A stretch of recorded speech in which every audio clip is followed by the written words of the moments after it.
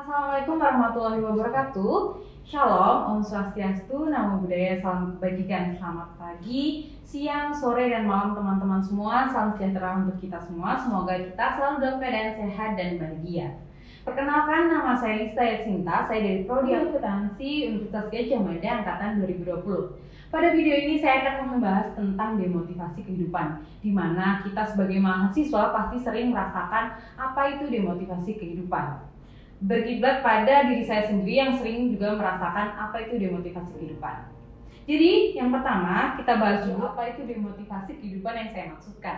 Teman-teman pasti tidak asing dengan kata motivasi. Ya, motivasi menurut KBBI memiliki dua arti. Arti yang pertama yaitu dorongan yang timbul pada diri kita secara sadar atau tidak sadar untuk melakukan suatu tindakan untuk tujuan tertentu. Untuk arti yang kedua yaitu usaha yang dapat menyebabkan seseorang atau sekelompok orang untuk melakukan sesuatu karena ingin mencapai tujuan yang dikehendakinya. Nah, baru saja kita membahas apa itu motivasi. Sekarang kita bahas demotivasi atau sering disebut dengan demot. Jadi demotivasi yaitu keadaan di mana kita tidak memiliki motivasi untuk melakukan sesuatu untuk mencapai tujuan yang kita inginkan.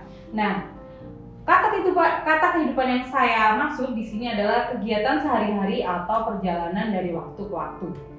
Sehingga demotivasi kehidupan adalah suatu fase di mana kita sedang tidak memiliki motivasi dan rasa tidak ingin melakukan sesuatu dalam keseharian kita. Ada beberapa faktor penyebab demotivasi yang saya rasakan dan saya analisis sendiri.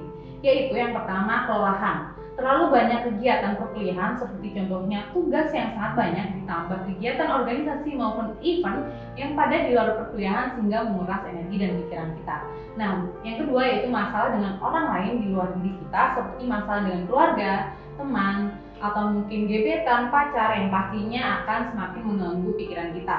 Nah, masalah yang ketiga yaitu masalah pribadi seperti rasa insecure melihat teman-teman yang memiliki banyak achievement sedangkan kita tidak, rasa kurang bersyukur dan kurang beribadah. Faktor-faktor tersebutlah yang secara general membuat diri kita merasakan demotivasi dengan kehidupan kita. Apa sih sebenarnya yang terjadi jika kita merasakan demotivasi? Nah, yang pertama itu sering merasa lelah, lesu, dan sensitif terhadap hal-hal kecil sekalipun. Seperti contohnya, kita sedang bercanda dengan teman kita nih. Nah, teman kita tuh dengan tidak sengaja memberikan kata-kata bercandaan dan kita merasa diri kita tersinggung. Nah, itu dengan hanya hal-hal kecil seperti itu, kita merasa tersinggung. Yang selanjutnya yaitu pikiran selalu kalut dan merasa tidak tenang.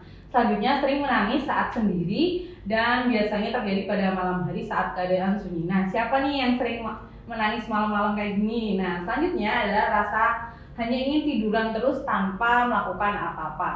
Sebetulnya merasakan lelah dengan kehidupan kita itu memang hal yang wajar yang kita rasakan sebagai makhluk hidup yaitu manusia. Karena manusia tidak ada yang sempurna, wajar bila kita ingin mengeluh, berkeluh kesah, merasa kesal, bosan, bahkan rasanya seperti hidupnya hanya gitu-gitu aja.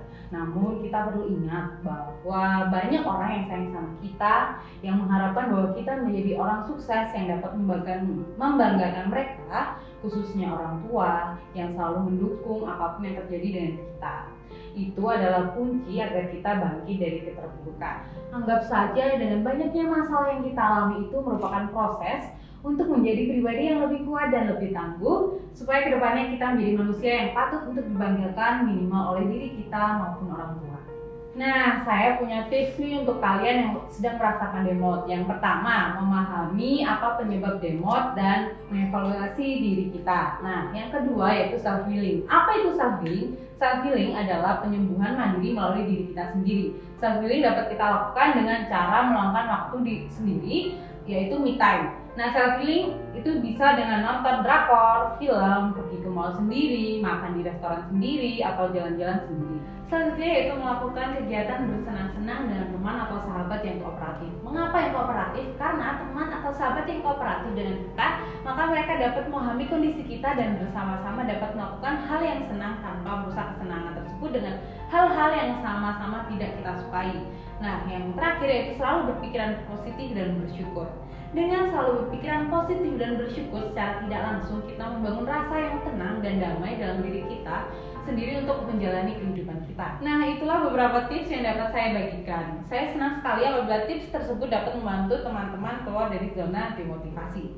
Saya tahu hal ini merupakan hal yang tidak mudah, namun tidak ada salahnya bukan untuk kita selalu berpikiran positif dan terbuka dengan hal-hal baru demi menunjang masa depan yang kita harapkan. Karena masih banyak harapan yang kita capai, lelah itu wajar namun menyerah jangan. Sekian dari saya, Ista Sinta. Mohon maaf apabila banyak kesalahan dalam bertutur kata. Terima kasih. Wassalamualaikum warahmatullahi wabarakatuh.